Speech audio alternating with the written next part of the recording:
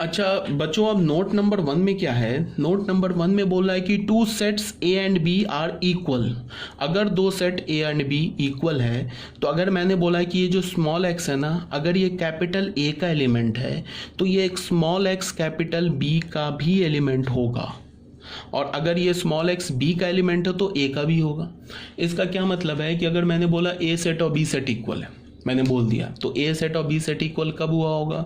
जब ए के सारे एलिमेंट बी में मिल गए होंगे और बी के सारे एलिमेंट ए में मिल गए होंगे। तो अगर मैंने बोला कि एक्स जो है वो ए का एलिमेंट है तो एक्स बी का भी एलिमेंट है, और अगर मैंने बोला कि x जो है वो b का एलिमेंट है तो x a का भी एलिमेंट है, तो बिल्कुल कॉमन सी बात है। ठीक है, ये बोल रहा है हमारा नोट नंबर 1। नोट नंबर 2 में क्या बोल रहा है? Equal sets are equivalent but equivalent sets may or may not be equal. ये तो ऑलरेडी बता रखा है कि इक्वल सेट्स जो होते हैं ना वो हमेशा इक्विवेलेंट होते हैं, बट इक्विवेलेंट सेट इक्वल भी हो सकता है, इक्वल नहीं भी हो सकता है। अब कोई बोलेगा कि इक्विवेलेंट सेट इक्वल कब हो सकता है? जब कब हो सकता है? तो मैं बोलूँगा कि तुम एक काम करो, तुम इक्वल सेट ले लो, एक सेट तुम ले लो ए ई आई ले लो और बी ले लो ई ए आई ले लो। ये दोनों क्या है? सेट इक्वल है और ये दोनों इक्विवेलेंट भी है। N A is equal to n B है ना, n A is equal to n B का क्या मतलब हो गया? दोनों सेट इक्वल है। और ये दोनों set n A is equal to n B का क्या मतलब हो गया? ए एंड बी क्या हमारा? ये इक्विवेलेंट सेट है और ए और बी इक्वल भी है। ठीक है, ये सब तो ऑलरेडी जानते हो गए आप। ठीक है, यही बोला equal sets are equivalent but equivalent sets may or may not be equal.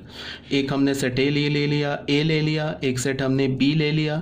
अब यहाँ पे क्या हो गया? इसमें भी 3 एलिमेंट्स है, इसमें भी 3 एलिमेंट्स है, दोनों का कार्डिनल नंबर सेम है, बट ए सेट के एलिमेंट्स और बी सेट के जो एलिमेंट्स है ना वो सेम नहीं है। तो सेम नहीं है इसका क्या मतलब है? कि सेट इक्वल नहीं है, बट कार्डिनल नंबर तो सेम है, इसका मतलब क्या है? कि सेट इक्विवेलेंट है। ठीक है, अब एक बात और है कि अगर दो सेट में से दो सेट है, उस दो सेट में से कोई भी एक एलिमेंट अनइक्वल आ जाए, ठीक है, तो सेट क्या हो जाएगा हमारा? ए और बी अगर मैंने सेट ले लिया, ए का कोई भी एक एलिमेंट बी में ना मिले या बी का कोई भी एक एलिमेंट ए में ना मिले, तो हमारा ए और बी क्या हो जाएगा? अनइक्वल सेट हो जाएगा। ठीक है, नल सेट देख लो बच्चों क्या है। नल सेट ऑलरेडी जानते होगे। नल सेट का क्या मतलब होता है? नल सेट बोल लो, एम्प्टी सेट बोल लो, वॉइड सेट बोल लो, एक ही बात है। A set having no element, अगर किसी सेट में कोई भी एलिमेंट नहीं हो तो वो क्या होगा? नल सेट को कह लो, एम्प्टी सेट कह लो या वॉइड सेट कह लो। फॉर एग्जाम्पल देखो, मैंने क्या बोला, हम नल सेट को कैसे रिप्रेजेंट करते हैं? इसे फाई बोलते हैं।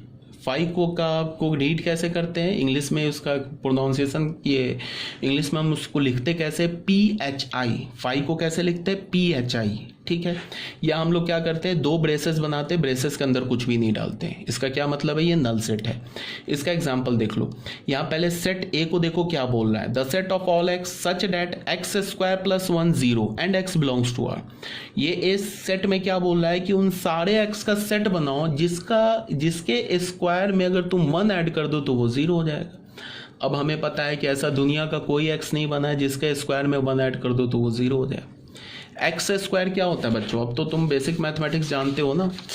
एक्स स्क्वायर क्या होता है? एक्स स्क्वायर या तो ग्रेटर देन 0 होगा या तो इक्वल्स टू 0 होगा, यही होगा ना। तो एक्स स्क्वायर प्लस दोनों साइड हमने 1 किया, तो ये जो क्वांटिटी मिला ना हमें लेफ्ट हैंड साइड में, तो ये क्वांटिटी या तो 0 के इक्वल हो सकता है या सॉरी ये 1 नहीं है, ये दिस इज 1। तो ये जो मिला ना हमें एक्स स्क्वायर प्लस 1, ये क्या होगा? या तो 1 के इक्वल हो सकता है या 1 से बड़ा हो सकता है। एक्स स्क्वायर प्लस 1 या तो 1 के इक्वल हो सकता है और या तो 1 से बड़ा हो सकता है।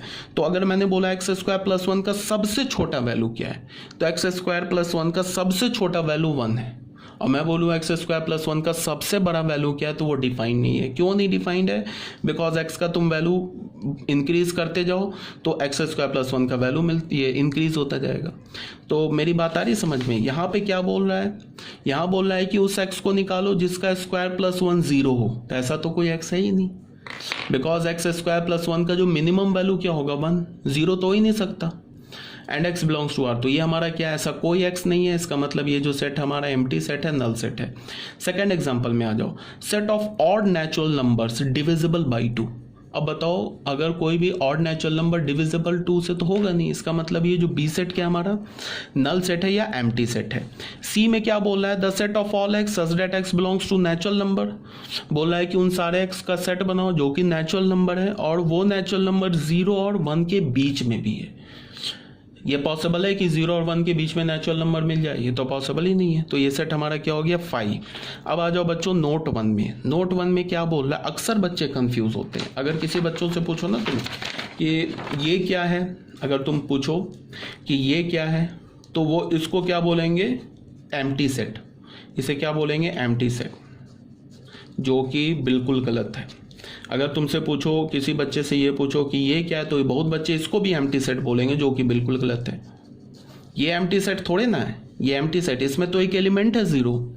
ये भी एम्प्टी सेट थोड़े ना है, इसमें एक एलिमेंट है 5। अच्छा एक बात और बता दूं कि सेट का एलिमेंट खुद एक सेट भी हो सकता है। जैसे ये देखो, इस सेट का जो एलिमेंट है ना ये 5 है, 5 खुद एक सेट है। 5 कैसा सेट है, एम्प्टी सेट है।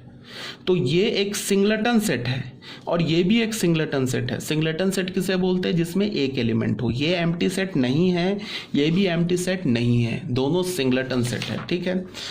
तो यही बात यहाँ बोला गया है कि the set 0 is not an empty set as it contain 1 element 0। ये भी हमारा एम्प्टी सेट नहीं है बिकॉज इसमें एक एलिमेंट है 5, और ऑलरेडी बताया कि सेट का एलिमेंट सेट भी हो सकता है। अब आ जाओ 7th पॉइंट में, सिंगलेटन सेट में। सिंगलेटन सेट क्या बोल रहा है, a set having single element is called a singleton set. अगर किसी सेट में सिर्फ एक एलिमेंट हो उसे हम क्या बोलते हैं, सिंगलेटन सेट बोलते हैं। जैसे कि एग्जाम्पल ले लिया, the set of present prime minister of India. अब मान प्राइम मिनिस्टर इंडिया में तो एट ए टाइम एक ही होते हैं, ऐसा तो नहीं होता है कि 2 प्राइम मिनिस्टर आ जाते हैं। तो अगर मैंने बोला कि प्रेजेंट प्राइम मिनिस्टर का सेट बनाओ तो एक ही एलिमेंट आएगा जो कि प्रेजेंट प्राइम मिनिस्टर होगा। तो ये कैसा होगा, हमारा एक सिंगलेटन सेट होगा। जैसे देखो हमने ये लिखा, ये एक सिंगलेटन सेट है, ये भी एक सिंगलेटन सेट है, ये भी एक सिंगलेटन सेट है, ये भी एक सिंगलेटन सेट है, ठीक है। पेयर सेट, पेयर सेट का मतलब क्या होता है, अगर किसी सेट में 2 एलिमेंट्स प्रेजेंट हो ना, अगर किसी भी सेट में 2 एलिमेंट्स आ जाए तो उसे हम क्या बोलते हैं, पेयर सेट बोलते हैं, ठीक है। और सेट्स, सेट ऑफ सेट्स किसे बोलते हैं, सेट ऑफ सेट्स किसे बोलते हैं, अगर किसी भी सेट का एलिमेंट खुद सेट हो जाए। अगर किसी भी सेट का एलिमेंट खुद एक सेट हो जाए तो उसे हम क्या बोलते हैं, सेट ऑफ सेट्स बोलते हैं। इसको हमने कैसे डिफाइन किया, a set capital S having all its element as set. एक हमने कैपिटल एस लिया सेट, इस कैपिटल एस सेट के जितने भी एलिमेंट्स है वो खुद एक सेट है।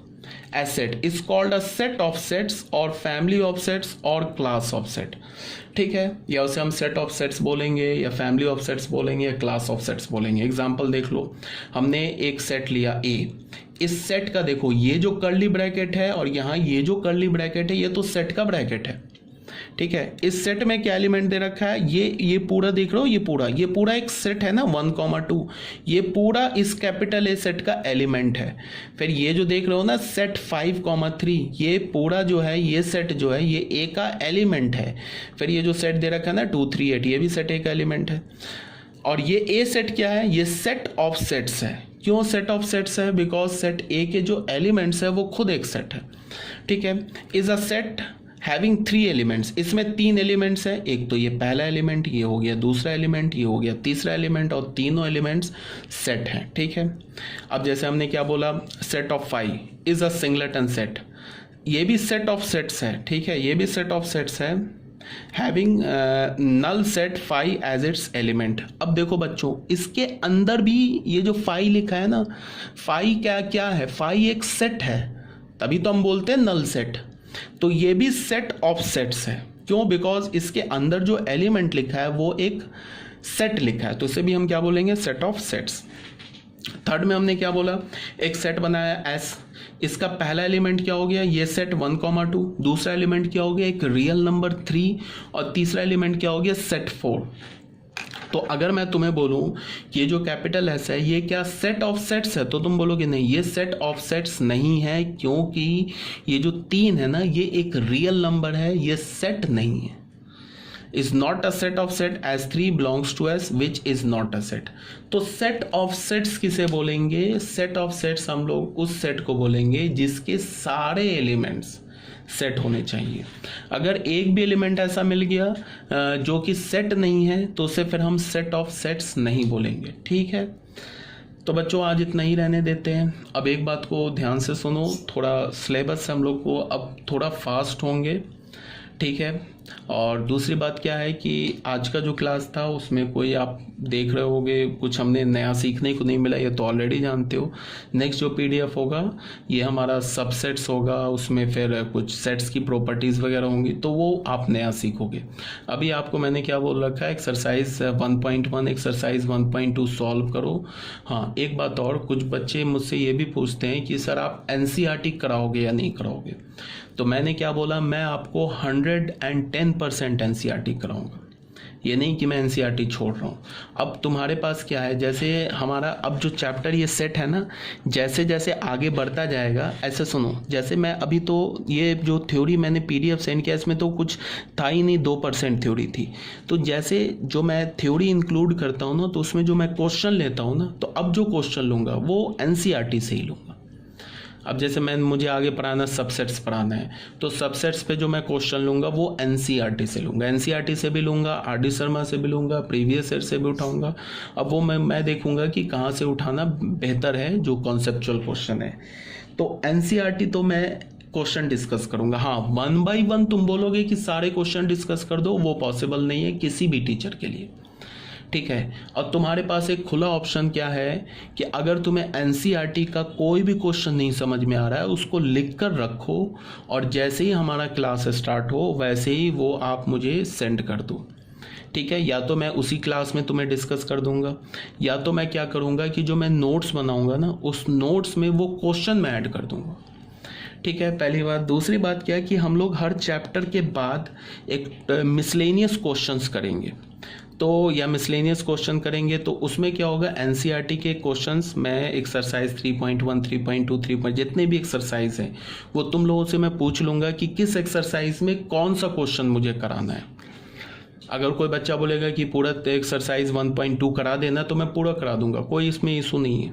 तुम लोगों से ही पूछूंगा कि कौन सा एक्सरसाइज में कितने क्वेश्चंस कराने हैं, तुम जितने क्वेश्चंस बोलोगे वो सब मैं सारे सॉल्व कर दूंगा या डिस्कस कर दूंगा। और ये जो मैं पीडीएफ बना रहा हूँ, इस पीडीएफ में मैं एनसीईआरटी के भी क्वेश्चंस इन्वॉल्व करूँगा और भी डिफरेंट टाइप्स के क्वेश्चन डालूंगा, ठीक है। फिर ओके, फिर बाय बाय।